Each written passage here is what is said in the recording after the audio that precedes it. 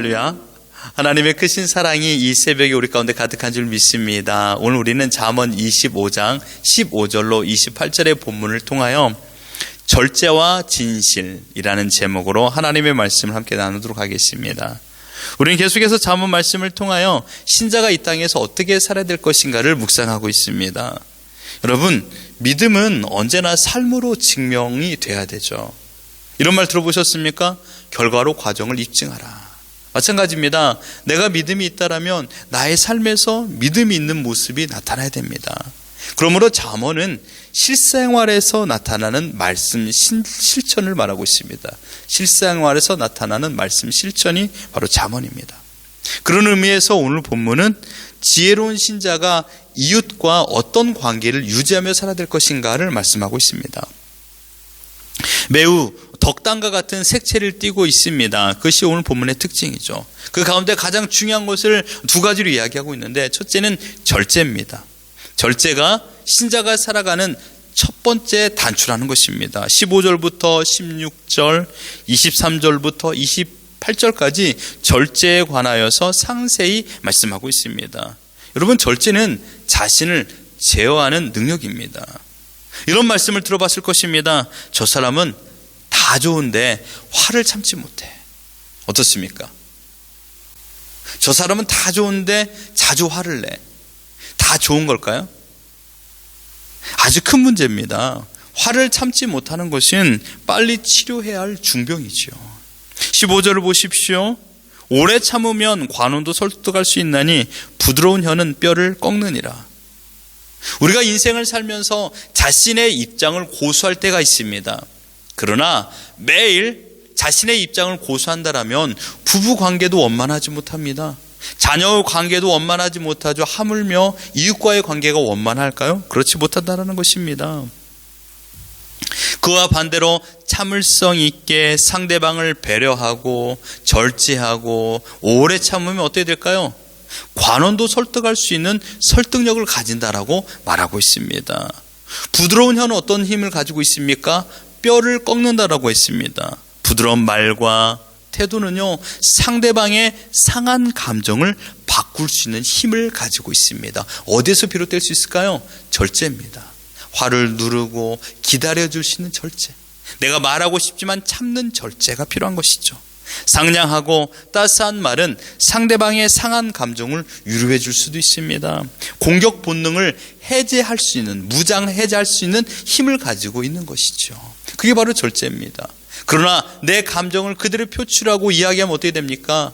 강과 강이 부닥치면 부러지기 마련이죠. 강한 물이 흘러가면요, 연한 땅은 파이게 되어 있습니다. 그러나 강한 물이 흘러가고 있는데 강한 아스팔트만 있다면 어떻게 될까요?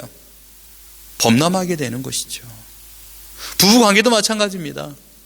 강한 사람이 있으면 그것을 받아줄 수 있는 그런 부드러운 유순함이 있으면 물은 그대로 흘러가기 마련이죠. 그러나 강과 강이 부닥치면 부러지게 되는 것입니다.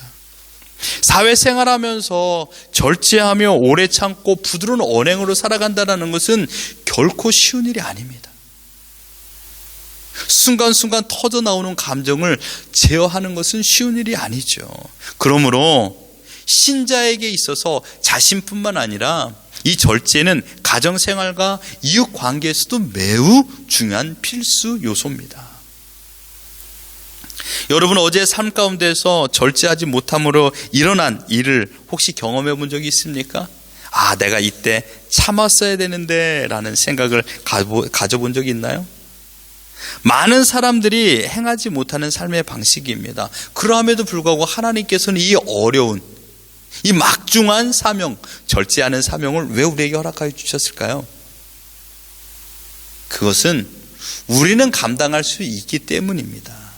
우리는 감당할 수 있기 때문에 이 명령을 주신 것입니다. 왜 이렇게 제가 장담하고 말할 수 있을까요? 여러분, 우린 누굽니까? 천지를 만드신 하나님을 믿는 신자들입니다. 하나님의 자녀들이죠.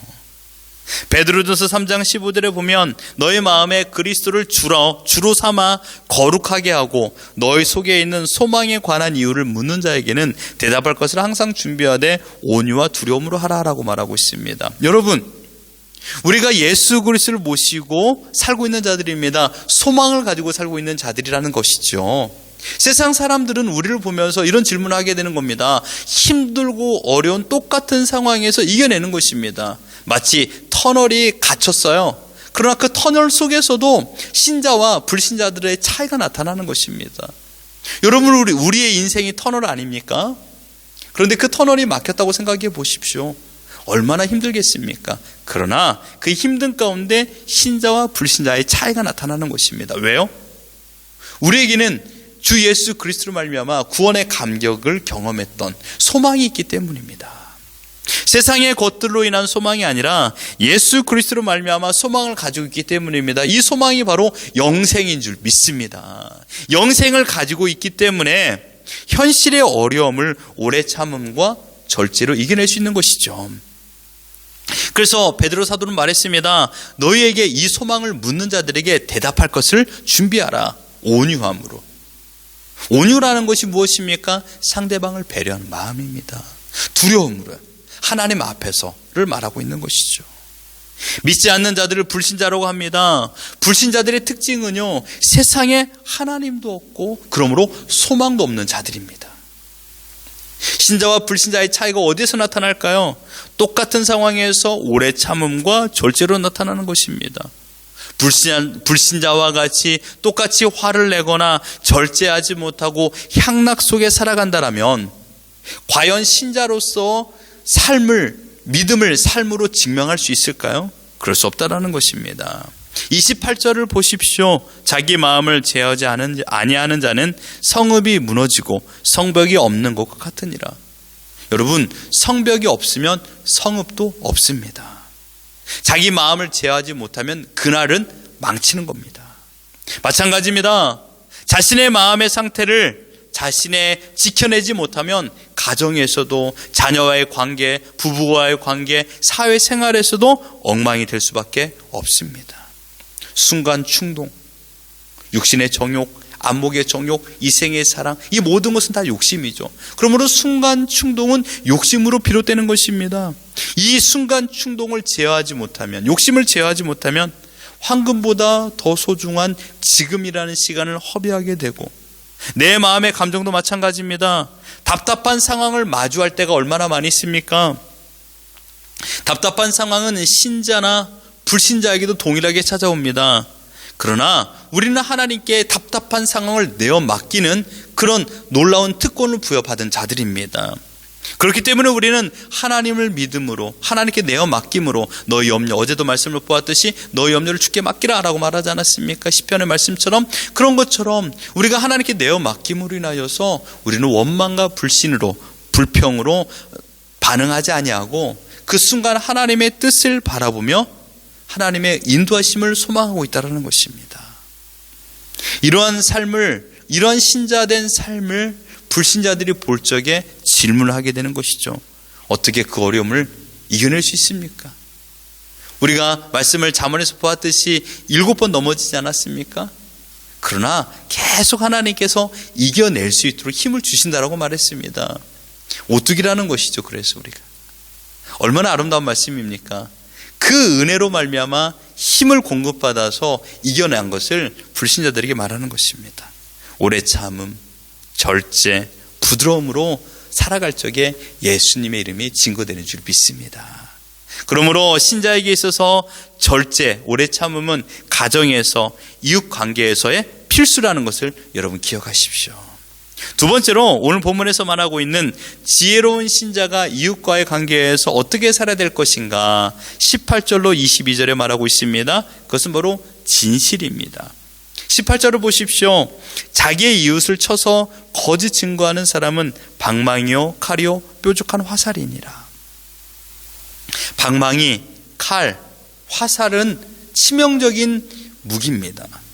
치명적인 상처를 줄 수 있는 강력한 도구인 것이죠. 이 도구를 통하여 사냥을 하면 아주 강력한 힘을 발휘하게 되지만, 이 칼과 방망이와 화살을 가지고 가족과 이웃을 공격한다라면 생명을 위협하는 무기가 됩니다. 여러분, 진리가 아닌 거짓이 가지고 있는 힘을 말하고 있습니다. 거짓의 삶의 원인은 첫 번째 단추인 절제가 잘 꿰어지지 않기 때문에 계속적으로 발휘되는 것이죠. 이어지는 것입니다. 이 욕심이 절제되지 않으니, 충동이 절제되지 않으니 자연스럽게 자신의 만족을 꾀하게 되고, 그 일로 인해서 어떻게 됩니까? 욕심을 내고 거짓을 일삼는 삶을 살게 되는 것이죠. 거짓이 어디서부터 비롯될까요? 성경에서 말하고 있는 것을 한번 찾아보면 요한복음 8장 44절입니다. 너희는 너희 아비 마귀에서 났으니 너희 아비의 욕심대로 너희도 행하고자 하느니라. 그는 처음부터 살인한 자요 진리가 그 속에 없으므로 진리에 서지 못하고 거짓을 말할 때마다 제 것으로 말하나니 이는 그가 거짓말쟁이요 거짓의 아비가 되었습니다. 예수님은 마귀의 특징을 욕심이라고 말했습니다. 마귀의 특징을 살인이라고 말했습니다. 마귀의 특징을 거짓말이라고 말하고 있습니다. 마틴 루터는요, 이 마귀를 사탄이라고 번역하여 쓰고 있습니다. 사탄의 뜻은 무엇인지 아십니까? 대적자입니다. 대적자. 하나님을 대적하는 자가 사탄입니다. 하나님을 대적하는 존재인 것이죠. 그들의 특징이 거짓말입니다. 곧 내가 지금 거짓말을 한다면 하나님을 대적하는 자리에 선다라는 것을 말하고 있는 것입니다. 마귀 사탄은요, 어떻게 해서든지 이웃과의 관계를 복잡하게 만듭니다. 원활하게 만들지 않아요. 복잡하고 힘들고 생각만 하면 스트레스 받게 만드는 존재로 전락하게 만듭니다. 얼마나 대단한 머리입니까? 여러분이 어떤 A라는 사람, B라는 사람, C라는 사람을 생각했어요. 근데 마음이 따뜻해지고 평안해져요. 그럼 어떤 A, B, C라는 사람을 생각했는데 막 복잡하고 머리 아프고 막 힘든 생각이 들어요. 그러나 그들의 관계를 자세히 생각해 보세요. 거짓이 난무합니다. 사단은요, 친밀하고 따스한 관계를 싫어합니다. 제일 쉽게 이웃과의 관계를 깨트리는 치명적인 무기가 바로 이 거짓말입니다. 거짓말은요, 섬세한 기술입니다. 미련하면 거짓말이 금방 들통나죠. 그러나 이 거짓말은 얼마나 섬세한지요. 온 세상은 지금 수없는 숙달된 거짓말로 가득하고 있습니다. 어쩔 수 없는 선의의 거짓말이라고, 흔히들 우리는 하얀 거짓말이라고 말하죠. 이런 단어도 만들어서 이 거짓말을 통용화시키고 있습니다. 사람들이 거짓말할 때 느끼는 감정은 복합적입니다. 무슨 말도 안 되는 소리입니까? 거짓말하면 그건 다 죄지요. 그런데 여러분, 자세히 생각해 보십시오. 우리가 지난날 거짓말할 때 나타났던 감정들을요. 첫 번째는 두려움이 생깁니다. 두 번째는 죄책감이 생기죠. 두려움이 있고, 들키면 어떻게 되나? 그리고 이것으로 인해서 상처받은 사람, 그런 죄책감이 있어요. 그러나 이것이 무뎌지면요, 그 다음 과정에 나타나는 것이 쾌감입니다. 거짓말을 통하여 쾌감을 느낍니다. 이 거짓말이 주는 쾌감은요, 내가 상대방보다 우월하다라는 심리적 자신감으로 비롯된다고 합니다. 실수와 잘못을 모면하기 위하여 하는 거짓말도 끝내는 상대방보다 머리가 좋아서 잘 속였다라는 생각을 가지게 됩니다. 그리고 그 생각은 내 머리에 완전히 내장되어 버립니다. 똑같은 상황이 되면 우리는 실수를 인정하는 것보다 거짓말을 다시금 찾아 행하고 그것으로 인하여서 쾌감에 빠져든다고 합니다. 끝내는 이 거짓말이 방망이와 칼과 화살이 되어서 자신뿐만 아니라 이웃과의 관계도 돌이킬 수 없도록 박살내버리는 것이죠. 이 거짓말이란 모든 것들의 근본 원인은 바로 욕심, 육신의 정욕, 안목의 정욕, 이생의 자랑으로 말미암아 비롯된다는 것입니다. 여러분, 우리가 해야 될 것은 무엇입니까? 실수한 것이 있으면, 부족한 것이 있으면, 내가 잘못하는 것이 있으면 그 모든 것을 인정하는 것입니다. 우리가 하나님 앞에서도 마찬가지입니다. 있는 모습 그대로 나오십시오. 외식된 행동 여러분 절대로 행하지 마십시오. 사람은 속일 수 있지만 하나님은 속일 수가 없습니다. 하나님은 지금 우리의 진실함을 원하십니다. 모든 관계에 진실함을 원하십니다. 부부끼리 속이지 마십시오.